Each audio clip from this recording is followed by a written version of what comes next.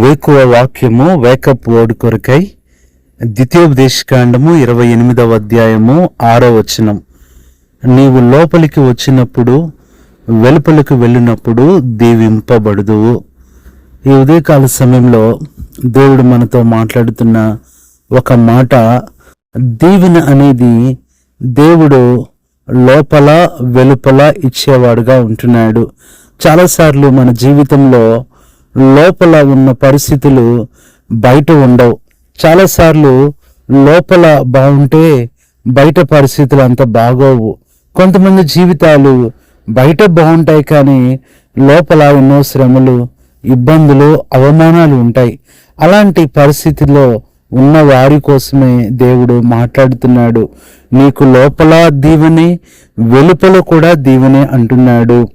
God will bless hour entrances and exits. అంటే ఆయన వెలుపలను దీవిస్తాడు, లోపలను కూడా దీవిస్తూ ఉంటాడు. ఈ రోజున అందుకని దేవుని వాక్యము మనకి ఏం సెలవిస్తుంది? ఈ ఉదయకాల సమయంలో ఈ మాటలు వింటున్న ప్రియ సహోదరుడా, సహోదరి, నీ శాపము ఎక్కడుంది? నీకు శ్రమ ఎక్కడుంది? నీ కష్టం ఎక్కడుంది? నీ ఇబ్బంది ఎక్కడ ఉంది? దేవుడు ఎలాంటి దేవుడు అంటే లోపల ఉన్న సమస్యలను, కష్టాలను బయటకు పంపించేసి బయట అనగా వెలుపల ఉన్న దీవెనలను, ఆశీర్వాదాలను లోపలికి పంపించేవాడుగా ఉంటున్నాడు. కాబట్టి ఈ ఉదయకాల సమయంలో ఈ లోపల వెలుపల అనే అనుభవంలో దేవుని వాక్యంలో నుంచి ఒక 7 సంగతులు మనం చూసినట్లయితే ఈ ద్వితీయోపదేశకాండం 28వ అధ్యాయం అంతా కూడా దేవుని యొక్క ఆజ్ఞలకు లోబడి ఆయనకి విధేయత చూపి భయభక్తులు కలిగి జీవించినప్పుడు వచ్చే దేవుని గురించి రాస్తున్నాడు. అందుకని ఇక్కడ ఈ లోపల అనే అనుభవంలో ఏముంది అంటే దేవుని వాక్యంలో నుంచి హెబ్రీయులకు రాసిన పత్రిక 6వ అధ్యాయము 19వ వచనం, ఈ నిరీక్షణ నిశ్చలమును స్థిరమునై మన ఆత్మకు లంగరువలే ఉండి తెర లోపల ప్రవేశించుచున్నది. మొట్టమొదటిగా లోపల నిరీక్షణ ఉంది. ఇంట్లో ఏది లేదనుకుంటున్నావు, ఇంట్లో దేని కొరకు ఎదురు చూస్తున్నావు, లోపల దేని కొరకు మీరు ప్రార్థన చేస్తున్నారు, దేని కొరకు కుటుంబంగా కనిపెట్టుకుంటున్నారో దేవుడు చెప్తున్నాడు. ఆ నిరీక్షణను బట్టి దేవుడు మీరు వాహించింది, మీరు అడిగిన దానికన్నా ఎక్కువే ప్రభువు ఇచ్చేస్తాడు. ఇది మొట్టమొదటిది. రెండవది చూసినట్లయితే లోపల అనే అనుభవంలో యాకోబు పత్రిక 1వ అధ్యాయము 21వ వచనం, అందుచేత సమస్త కల్మషమును విర్రవీగుచున్న దుష్టత్వమును మాని లోపల నాటబడి మీ ఆత్మలను రక్షించుటకు శక్తిగల వాక్యమును సాత్వికముతో అంగీకరించుడి.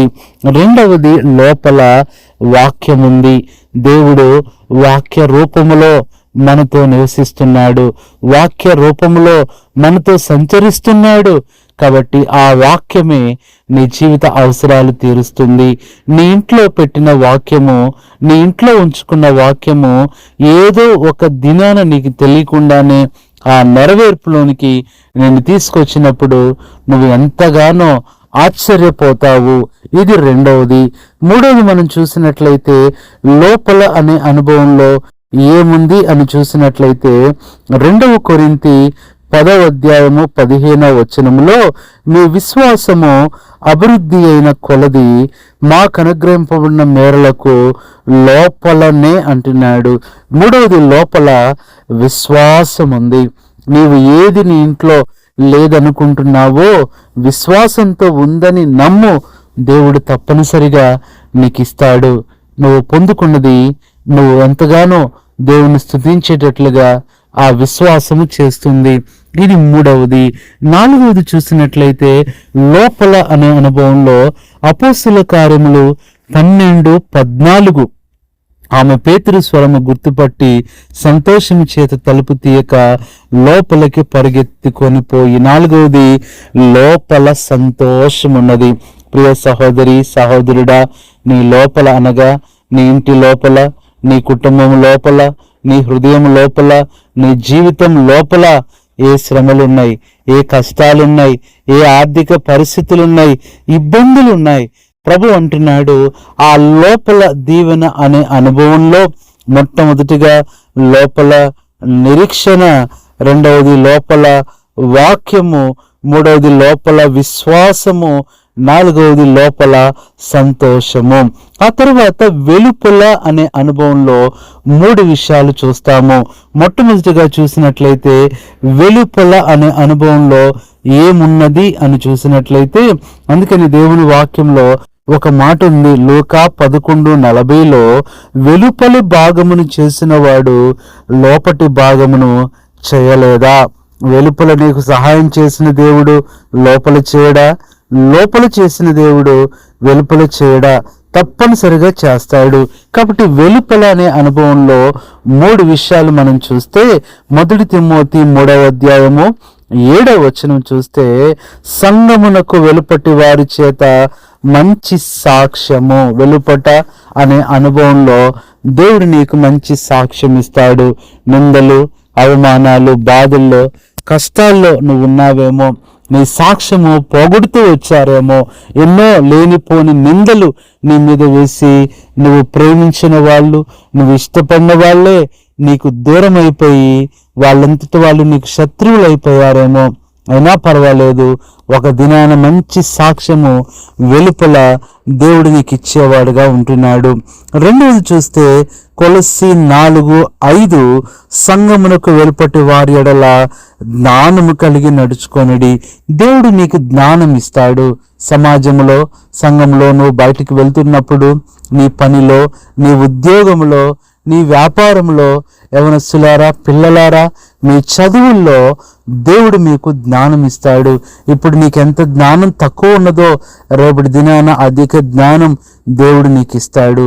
ఇప్పుడు జ్ఞానం తక్కువగా ఉందని కనపడుతున్న పిల్లలే రేపు గొప్ప జ్ఞానవంతులుగా దేవుడు చేయగలడు. ఇది రెండవది. మూడవది చూస్తే అపోస్తల కార్యములు 16:40, వెలుపల ఏముంది అంటే, వారు చెరసాల్లో నుండి వెలుపలకు వచ్చి లూదియా ఇంటికి వెళ్ళిరి. అక్కడ సహోదరులను చూచి ఆదరించి బయలుదేరిపోయిరి. మూడవది, వెలుపల ఆదరణ ఉన్నది. మొట్టమొదటిగా వెలుపల సాక్ష్యము, రెండవది వెలుపల జ్ఞానము, మూడవది వెలుపల ఆదరణ. నువ్వు వెళ్ళిన ప్రతి చోట దేవుడు నీకు అక్కడ ఆదరణ ఇచ్చేవాడు ఉన్నాడు. కాబట్టి లోపల 4 సంగతులు, వెలుపల 3 సంగతులు, మొత్తం 7 విషయాలు ఈ ఉదయకాల సమయంలో దీవెనకరంగా దేవుడు నీకు ఇవ్వాలనుకుంటున్నాడు. దిగులు పడొద్దు, దుఃఖపడొద్దు. వెలుపట సమస్యల్లో, వెలుపట భయాల్లో, వెలుపట కలవరాల్లో, వెలుపట శత్రువుతో ఉంటున్న సహోదరుడా, దేవుడు వెలుపట గొప్ప కార్యాలు చేస్తాడు. అలాగే లోపల అనే అనుభవంలో కూడా లోపల భయాలు కలిగి ఉంటున్న సహోదరుడా, వెలుపట పోరాటాలు కలిగి ఉంటున్న సహోదరి, నీ ప్రతి పరిస్థితిని కూడా ఆయన దీవెనకరంగా మార్చి తప్పనిసరిగా నీ పరిస్థితిని ఉన్నది లేనట్లు, లేనిది ఉన్నట్లు చేసే ఆ గొప్ప దేవుడు ఉన్నాడు. నీ జీవితంలో ఈ వాక్యము తప్పనిసరిగా నెరవేర్చి ఈ ఆశీర్వాదము నీకు అనుగ్రహించి ఇప్పుడే నీకు నెమ్మదిని, సమాధానాన్ని దయచేయవలనని నీ కొరకు ప్రార్థన చేస్తాం. పరిశుద్ధుడైన తండ్రి, ప్రభువైన యేసుక్రీస్తు నామములో నీ పాదములకు వందనాలు, స్తుతులు, స్తోత్రములు చెల్లించుకుంటున్నాం. ప్రభా, ఈ ఉదయకాల సమయంలో నీవు లోపల వెళ్ళినప్పుడు, వెలుపలికి వచ్చినప్పుడు కూడా నువ్వు దీవించబడతావని చెప్పారు. వెలుపలికి వెళ్ళినప్పుడు, లోపలికి వచ్చినప్పుడు, అనగా మా ఎంట్రన్సెస్ అండ్ ఎగ్జిట్ ప్రభా, తప్పనిసరిగా తండ్రి మా ఎగ్జిట్స్ని దీవిస్తావు, మా యొక్క ఎంట్రన్సెస్ని కూడా దీవిస్తావు. ప్రభువా, ఇది నేను మా ప్రియులు మాటలు వింటున్న వారు ఎక్కడ ఏ బాధతో, ఏ అవమానంతో, ఏ కష్టంతో ఉన్నారో ఇప్పుడే ప్రభువా ఆ దీవెనకరమైన పరిస్థితులు, దీవెనకరమైన వాతావరణాలు మీరు అనుగ్రహించి, శాపగ్రస్తమైన, శోధనకరమైన, బాధకరమైన వాతావరణం అంతా అక్కడ తొలగించి ప్రభువా మీ ప్రజల విషయంలో మీరే గొప్ప కార్యం చేయమని, మీరే మహిమ, ఘనత, ప్రభావాలు పొందుకోమని వందనములు, స్తోత్రములు మీకు చెల్లించుకుంటూ కృతజ్ఞతలతో మీ దీవెన అనుభవం ప్రభువా ఇప్పటికే ప్రారంభించినందుకు కూడా మిమ్మల్ని గణపరుస్తూ, కొనియాడుతూ, వందనములు చెల్లిస్తూ ప్రభువైన యేసుక్రీస్తు నామంలో ప్రార్థిస్తున్నాము తండ్రి, ఆమేన్. మన తండ్రి అయిన దేవుని ప్రేమ, మన ప్రభువైన యేసుక్రీస్తు కృప, పరిశుద్ధాత్మ అన్యోన్య సహవాసం మనందరికీ సదాకాలం తోడై ఉండి నడిపించునుగాక.